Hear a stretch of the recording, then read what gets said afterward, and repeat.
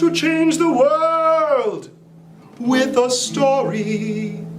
With your host, Lion Scott Michels. Hello, and thank you for sitting through that fantastic intro. My name is Scott Michels, Lion Scott Michels, and today I'm going to be talking about how to truly, what I think, save the world with storytelling. I'm going to start with a quick one. Here's a story for you to take home. Imagine that you are the only person who knows what a campfire is. And it's very cold and very dark, and everyone is lonely, cold, and in the dark. So you are going around because you know what a campfire is. You're telling everyone, hey, we have to build a campfire. Hey, can you go get some wood so we can build a campfire? Yes, we need this big campfire because that's what's going to get us warm and that's what's going to keep us light, right? So the thing is, I myself, in a metaphorical way, thought I knew that we needed this campfire. So I was doing that, running around, but nothing was changing in life. The campfire wasn't being built. No one was jumping in and helping. So then, instead of asking people to start the campfire, what I did is I just took the little sticks that I had and a little match, and I made this little teepee, and I sat down and I lit this little campfire, and then I had this little fire, right? And then, once I had this little campfire, all of a sudden, out of the darkness, comes all of the people. Because they see the light attracts them, and then they start to feel the heat. So they're seeing the light and they're feeling the heat. They're like, all right, this is nice. What's this? And I'm like, oh yeah, it's a campfire. It's pretty cool, right? Hey, we could keep this going if you go get some more wood. Sure thing, man. I'll go get some more wood. They will come from the dark for needed light, warmth, and camaraderie. They will sing, they will sing, they will dance, and then help get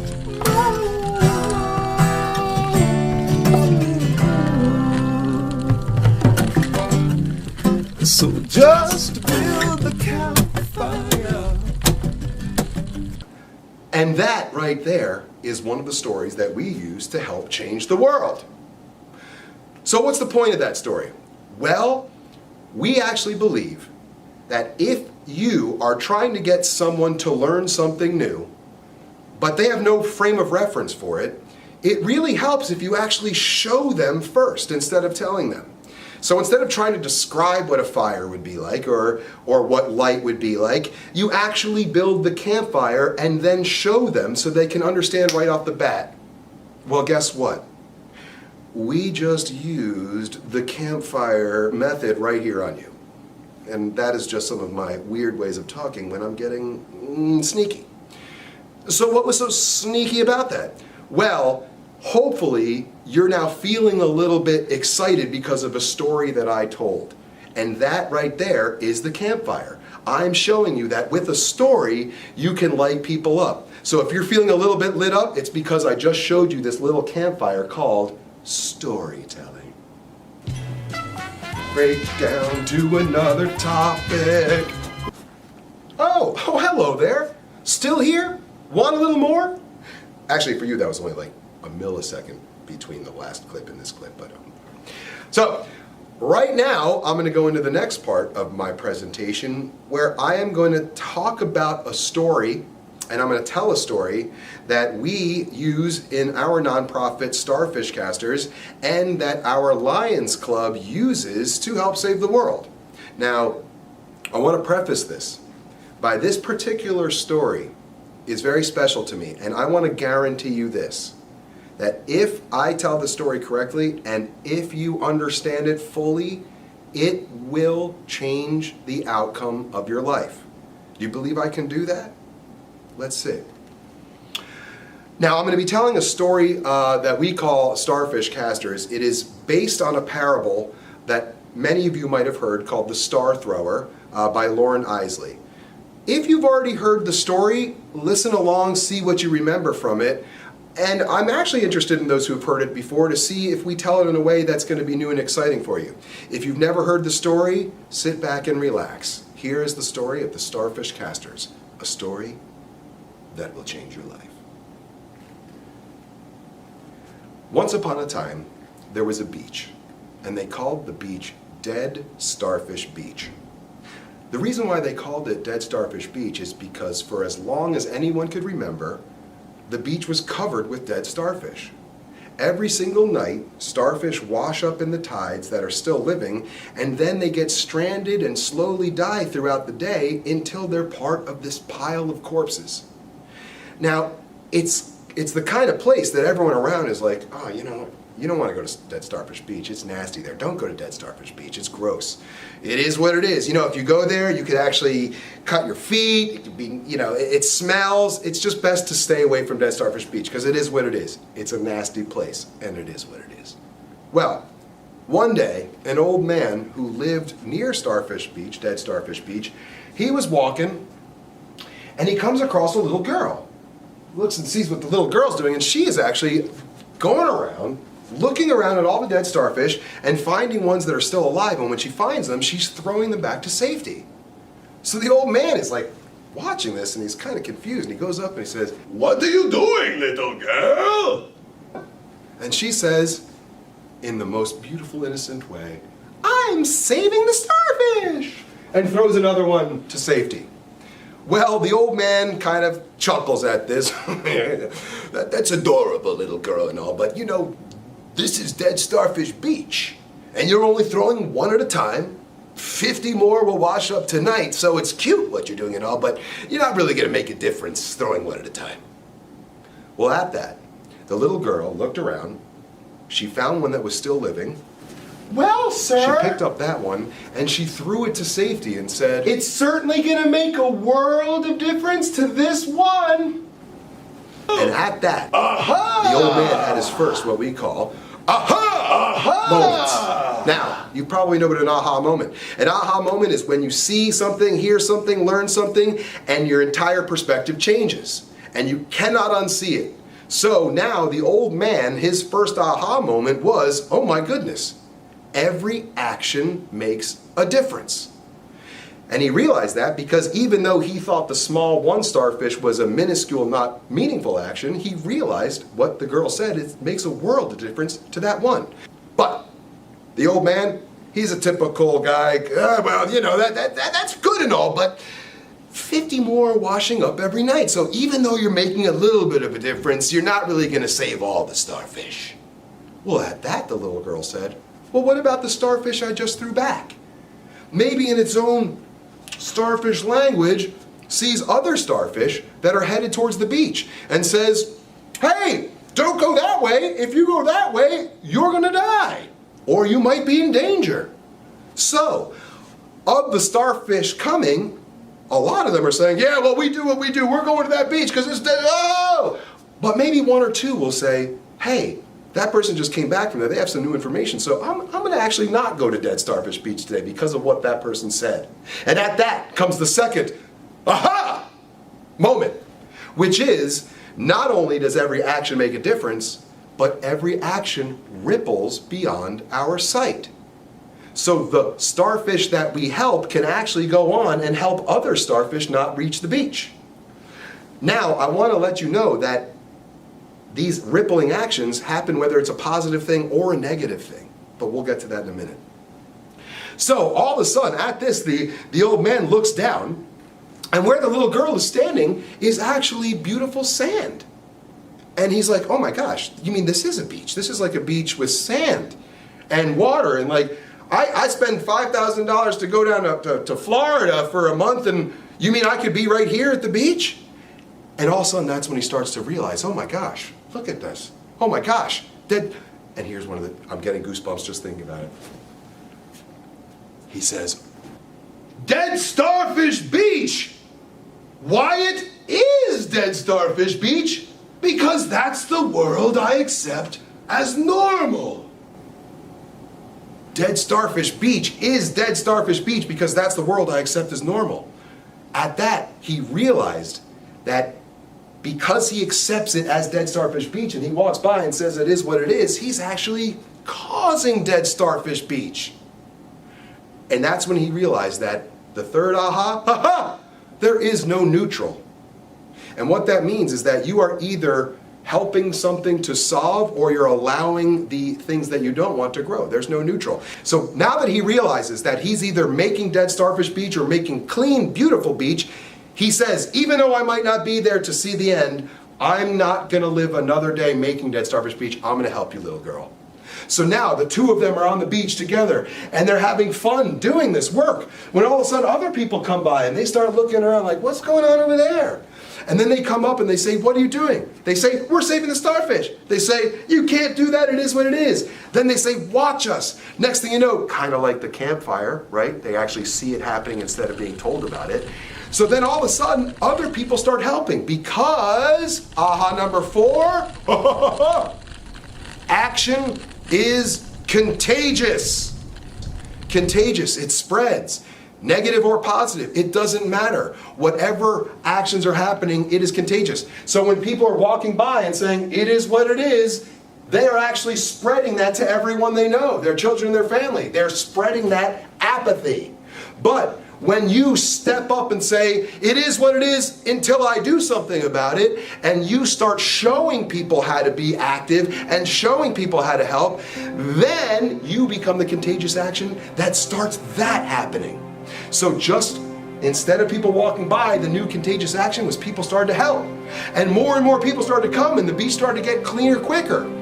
Then someone comes by and they're a scientist and they're really, really smart. Smarter than me. And they say, it's really nice that you're doing all of these starfish here, but why don't you think about the ocean and the structural things in the ocean that are sending the starfish here? If you can deal with that in the ocean, you might not ever have starfish landing on the beach. And the little girl says, oh my gosh, that's genius. Can you go work on that while we're doing this? So the scientist says, of course, I've got it. Next thing you know, a chef comes in. I'd like to help, but I cannot touch starfish because my hands, I must cook food and can't touch starfish. So the little girl says, hey, I have an idea. Why don't you cook a dinner for us for when we're done on the beach, we can all have a meal together. He says, yes, I love that. He goes off. Then someone else comes up and says, I'm a singer, what can I do? I have an idea, how about I write a song? Save the starfish. And from that we realize that every single human being has their own role in saving the beach. So that's the next aha, is that everyone has their role to play. Now, what happens is everyone's doing what they love to do. The scientist is doing science, the chef is cooking, people are having fun on the beach. It's all coming together and the beach is cleaning. Next thing you know, we're in our new world. And it all is because of this. One person chose to be the contagious action. And what we are asking you to do after hearing the story is realize these ahas all come together to create our world. Are we talking about Dead Starfish Beach? No. What are we talking about? Well, I'm going to step out of storytelling mode and now jump into trainer mode. Okay, so I told you that we use this story to save the world. Well, how? We use the story because the starfish story is universal. Dead Starfish Beach can be whatever the groups you are working with are working on. Dead Starfish Beach is a great metaphor for a system or something that people really feel is impossible to turn over, right? So bullying, sexism, racism, all of these things are things where people walk by and saying, it is what it is, there's always going to be that. Now think about it like this. If a school administration says, yes, there's always going to be bullying, so we have to figure out how to deal with that, versus there's going to be no bullying here, what they have instantly done is already open the door to the bullies. We know there's going to be bullies, so come on in, do what you got to do. Because we accept it as normal. But bullying is not normal. Loving is normal. So, what we're trying to tell you here is that with this particular story, our club uses it and we can change what the characters are as sometimes right as it's happening so that they lock in, but sometimes after. What I'd like you to do right now is think about what service you are trying to get people involved in. Have you lit the campfire for them yet? Have they seen what it looks like in person? Have they started to volunteer before you ask them to grab the wood? If you're trying to work on a large problem, domestic violence, bullying, all of these large things that seem so unbearable, can you use the Starfish Casters'ın story to break it down that it really is up to each individual's responsibility of if they are the contagious action or just following and accepting the worlds that they don't want to accept. And now let's switch it up a little bit. And now I'm going to talk to you about our Lions Club for a moment. The way we recruit lions is we invite them to our campfire. We basically have this service going on that we feel really good about, but it's really hard to explain to people what's going on. So a lot of times what we might do is use the starfish story to help them understand how they can work on themselves with their own system. But then we talk about this campfire model that, hey, if you're already doing something that's great, why don't you come do it over here where we're doing something that's great? And instead of saying, what can you do for the lions? Start saying, hey, what can this campfire of lions do for you in your story? And that just simple flip of realizing that you can use a story to connect someone so that they can see their own selves and their own lives in that story, and now they have a deeper level of understanding from it. So storytelling, when done right or even when done wrong, it begins to get people thinking in ways that they might not. Now, I could have come in right off the top and said, today we're going to learn about storytelling. Storytelling is a scientific thing that makes brains feel better and understand stuff. But of course I had to show you the campfire first. Real quick, before I close out, I just want to show you a couple of the little tricks I did that you might be able to put into your stories. So if you already know how great storytelling is, here's just a couple tips that maybe will enhance your storytelling. Tips! One is that I hypnotized you. I did. You might not have remembered, but I told you that the story I'm going to tell is going to change your life forever. I really believe it will. I really believe that every structural system can be turned around if we understand that we can be the contagious action.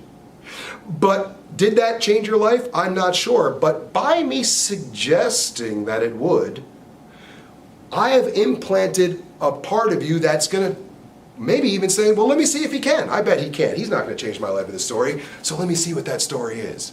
So that was a little hypnosis, but I was suggesting to you that it's going to change your life, which I think it will. And the other really quick tip I want to show you is I'm silly, all right? I do big arm movements and voices and jump in and jump out.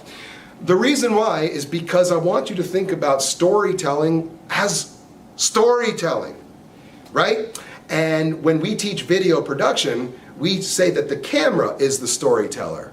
But you as the storyteller, it's going to be up to you whether you make a presentation that is unforgettable or completely forgettable. The way that I try to make things unforgettable is I just go a little bit more. I do a little silly stuff. And at the very end, they might be like, did you catch that crazy guy? But at least then they're talking about me versus like, oh, I'm so glad that's over. Where's lunch?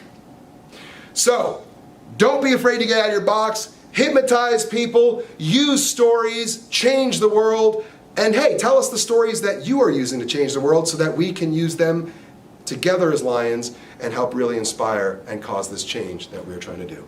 Lion Scott Michels, and that was How to Change the World